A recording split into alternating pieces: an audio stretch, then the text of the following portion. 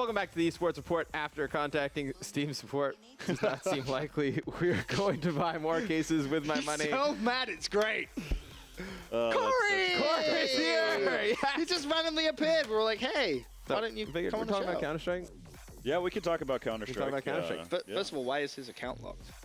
Well, I can't help you with that. I don't know what type of activity have you actually done lately. I mean, whether you've been on like CS:GO Lounge or something Nope. and I'm making just ridiculous bets saying yes.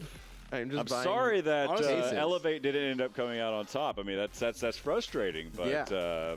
I know that you're a big Hiko fanboy, so That's very unfortunate. I've had a bad day. No. We need to give you like an intervention. I feel like this is a start. This is a start. We bring Corey in. He's like that nice soothing voice. He's here to help you, Matt. Just embrace the change. Me and Corey just walk around Zeusing people. hey, really that's do. the god of lightning right here. The god of lightning. So as I retired from doing Yeah. any type of shoutcasting for Counter-Strike or any other game, I resulted back into Zeusing people. Silver matchmaking, Zeusing people. Zeusing kids. So we actually have the Elevate versus CLG Game 3 nuke. We can throw that gameplay up, just kind of chat over it. Overtime last night. I didn't see Pretty it. crazy. So you didn't see it. Did you catch a little bit I of caught it? the very end, Yeah. the part that matters. This is actually probably the exact point where I chimed in.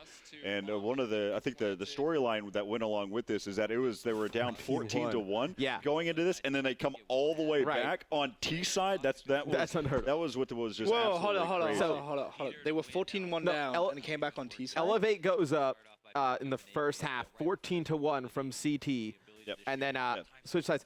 And then CLG 14 won them back to force OT. Force the OT, and then in the overtime is where they started winning terror-sided rounds. Yeah, And this was crazy. So you could see a lot of frustration that was happening, but then in the end, where they come back into it is where things really kind of Right. make a turn. So Elevate starts off on T here first, winning that first round. I actually heard one of the casters say something that's actually kind of smart when you think about it. That nuke, such a CT-sided map that, obviously the half is 15 rounds, but really you only have maybe 6 that you can full buy, 6 or 7 that you actually get a full team buy on the terrorist side.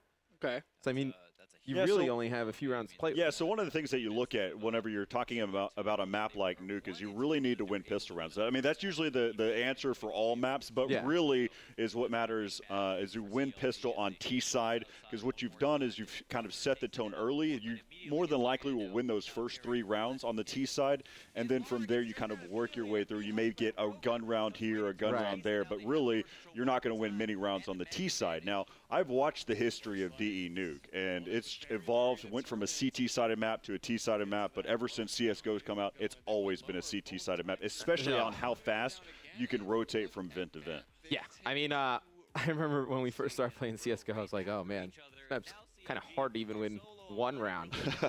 So Elevate goes up 2-0 here from Terrorists, then from T side. This round, I think, was probably the biggest one of the whole OT. I mean, we'll see what happens here, but obviously, I know this one, I think, really kind of shaped the rest of the match. Yeah, this is where everything kind of just starts to change back. I mean, this is where you start to think you're an Elevate fanboy. You're happy to see Skadoodle. You're happy to see Hiko. I may have gestured towards you, but that doesn't necessarily mean you in I was particular. wasting my dad on the train home. Okay, so as we look at it, though, you expect Skadoodle and Hiko to be some really dominant forces, especially with having Rush as well on the team. It's a good, solid pickup team. Going into it, you can start to see where PTR starts really making a name for himself. He actually ends up winning some good gunfights, but this is where everything turns here. Yeah, though. Peter goes 0-14 in the first half. What? That is insane. Yeah. 0-14? 0-14 from T side. But he's one of the players that in the previous service we saw at the X Games with Peter. He was unbelievable. He was on par with being better than Skadoodle at some points with some of his ridiculous shots. But we can see here they end up coming all the way back, and they end up picking up this round in this 1v2. Yeah, Hiko, he had a few 1v2 clutches. This one, though, very difficult spot, especially over by these doors. You don't know where they are. I mean, they're pretty low health, but that one player playing by Toxic puts them in a difficult spot. Something I actually noticed when I was tuning in throughout the weekend, a lot of the players going back to the CZ. Yes, it's kind of a CT. different approach that you see. I mean, it depends on where you kind of felt comfortable now. So you have the CZ, you have the Tech 9, and even the 5.7. That a lot of people they're using all 3 pistols within that slot.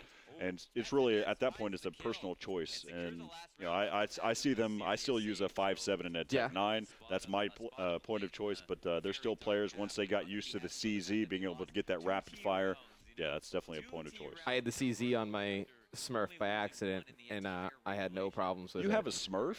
Oh, do you not know about Matt's addiction? I didn't even know that he had a Smurf. Oh, I Matt thought has that like you were 2 so accounts low of a now. level that Corey's up here firing shots to me. I think some people just call that another account. Corey just straight. Corey can come for it. I love it when Corey's in. I just got Zeus by Corey. Oh, that was Hey, epic. what's great right now is the fact that, you know, since I'm not casting or not trying to be talent as much anymore, then I can rag on anybody. Oh, yeah, There's no. nothing that I have to worry about. You're not going to get another gig. Oh, no. Guess what? I'm not looking for one. But here's what's crazy is that the game was so CT-sided the entire time. Ben, there you see the Oh, split. jeez. 14-1 and 14-1 right back. That the first 2 rounds of OT both go T. That's super that's ironic. Insane, yeah. That's so funny. And for those that don't watch a lot of Counter-Strike, overtime, it's not another pistol round startup. You actually start off with, you know, your full 10K, I think it is. Yeah. And then you just go on 3 rounds on both sides. So that's how that works at that point. So that it's basically a gun round, and you're trying to fight against each other for the next 3. And you have to win by 2. Yep. So that kind of pressure. What's kind of interesting about that as you look at the overtime there is they won the first 2 T rounds, which usually means on that 3rd round of the OT in the first half, that 3rd round is difficult because for the CTs is because they're having to mix buy. They're trying to buy whatever they can. And so they've got shotguns, they've got, you know, scouts, what have you, there at the end. So the fact that they ended up picking up that 3rd round. It's like that's like so ironic. It's like the 1 round. Right. Everyone had 5.7s. I think you had 1 CZ. And You're they able managed to pick that it up. round up. Super ironic, actually. Well, it was great to watch. I mean, the fact is, when you're down 14-1, now there's something to put into consideration here. This was the first best of 3, right? Yes. And so they ended up coming back in there, and they felt comfortable as being CG. I mean, the score, CLG, the score was 1-1 as a map count. Right. And they had a whole other best of 3 that they could fall back on. So if you're down 14-1 on the other way, if Elevate was down 14-1, that game would have been over quick. I think so, yeah. Yeah, but in this case, since it was 14-1, they were able to work all the way back. Because what would they have lost? They would have had to play a 3rd map, and then after that, if they lost that, they had to go into another something you would know, I wasn't too sure of it. If it would have went to a second best of 3, does it go full map picks again? Oh, yeah, we talked Or about this does it- yesterday. does How it do the go picks and bans to- work? Does it go to something where they would have had to play? I forgot the first 2 maps in the series. I think it was Dust, and I want to say Inferno. Would they have had to play Cobble, Mirage? Yes. And So they have to play the other maps. And the grand sense of what we usually see in tournament play, and I assume CEVO was no different in this case, is that you would actually continue with the rest of the map pool. Yeah. So we'd see all the other maps. I mean, that's just what makes sense. yeah, So- no, that does make the most sense. And you see, this is where things start to get crazy. I love what's about to happen here. You're about to see Desi's in a really good spot right now. He's working these angles. I think actually, I take that back. It happens in the actual final round. We'll kind of talk about that here in a second. But they wreck this round. They end up tying it up at 17. You see Peter just being able to out-op Skadoodle there in those openings. And this is where they have some really great tactics for CLG side here on the you'll see here in just a moment. How good is CLG? Are they CLG in is a- contention for the best North American team right now, you think? They're definitely up there, especially after what's happened in the North American scene. You know, CLG, they've put things together. We saw what they were able to do whenever they are at the X Games. They played very, very well, competed against some of the best teams around the world. But we'll see what they can do. Winning this tournament is also a benefactor that's going to help them moving forward. We'll see what happens in their next tournament that they play in this weekend, and see, you know, just kind of getting a good idea of, you know, are they the top tier team that they're trying to. I feel like there's so much CS:GO right now. It's like There's every weekend I feel like there's another tournament. There's a It's big. great. I mean, honestly, it's probably just because I'm a big CS fanboy. I think there's too much CS Really? because I believe that you're not getting the right meta involved. It doesn't give enough time for You're not giving these teams enough time to practice. I actually talked with Fnatic about this before, is that they're having to play so much, and it's actually hurting them in the long run because they're really not evolving the game per se. It's interesting that I was reading a lot of the subreddit, and they were saying more of the same thing, that they think there are almost too many LANs. And it's funny. It's like Call of Duty. We talk like, oh, all we want is LAN. But then like you look at a game like CS, and they're like, well, no, maybe there are too many LANs because it doesn't allow different metas to develop and things like that. Let's be honest about the Call of Duty side on the practice. There is a lot of the practice style that goes in for Call of Duty, at least in my past, was you just scrim against each other. You try tactics in the game against one another. See, they opposed to Counter-Strike, where you're trying to set smokes, you're trying to set strats, and sometimes you won't even reveal a strat until that moment that happens in the game. So I think that's where kind of the differences lie. This is the final round, right? Yeah, this is the final round. You're about to see down in the lower bomb site. You can pay attention. You've got the Molotovs there in the hands of Hazed, Cutler, and Tarek, and you'll see down here. So you got Rush, who he's in a perfect spot with this mag, right? So they're going to try to even this one out. They're stuck into a tough situation. Same point in time what I mentioned about the losing the first 2 rounds there as the CT. So they're really stuck on this weird mixed play. But look at those Molotovs. He is in a really bad spot. Him on both sides. And so now remember, Hazed has his Molotov. That'll come into a factor later on in this round as well. And you'll see they're just going to continue to battle back and forth. Really trying to put things together here. But in the end, it ends up going to CLG. They're almost able to pull this out, if I remember. Yeah, Hiko has some really good slaying power here at the end. He's able to cause a lot of damage there, but he gets taken down. So it just comes down to that last point. But the fact is, he was down to a 3v1 in the end, and that's really difficult to pull off. It was just great strats from CLG right there. The end, they caught that one player in vents, and then you saw they just mollied both sides. That was cool. And you have to stay inside. I think that's what I kind of like about getting better at CSGO. You sort of figure out, okay, the equipment's really what matters. Grenades are so important. Like, so important. Crucial. It's been a lot of fun watching how people have made transitions from other first-person shooters and watching their tactics kind of getting ingested into Counter-Strike, and then also seeing how Counter-Strike is manipulating their game as well. This is something that we saw in the past from 1.6 with a lot of the international events. I mean, back in the heyday, or back in the day, not the heyday because now we're in the heyday, but back in the day with Counter-Strike, it was so fun to watch as a shoutcaster. Is you would see the final where American teams and Brazilian teams and Russian teams and European teams and also even the Chinese teams,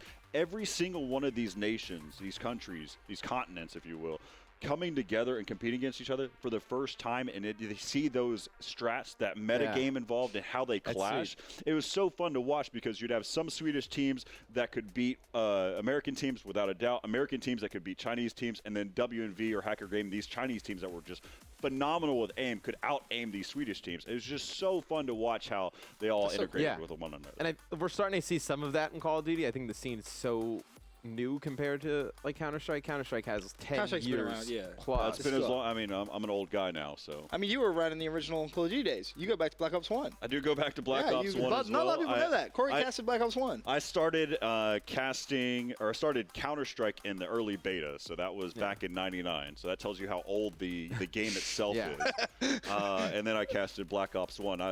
10 years of casting. That's why I've called it quits. Done. This is just fun. This is me just talking with you guys. There's no camera here. No, the camera doesn't exist. But I think you see some of that in Call of Duty now. Players using smokes not just to kind of get cover, but to like block angles off. At the Call of Duty Championships, I saw that as well, where we're seeing a lot of set smokes that were coming in. That was a lot of fun to watch. I think as the games kind of develop, I'm excited to see, because then it just adds more strategy, more tactics, more teamwork. Makes it more interesting as well to watch from like our point of view as like casters and whatnot. Like when you see someone do something genuinely cool, you're like, that was good. I like that. That was clever. And that's what I get when I watch CS now. You're like watching, you're like, that was a really cool play.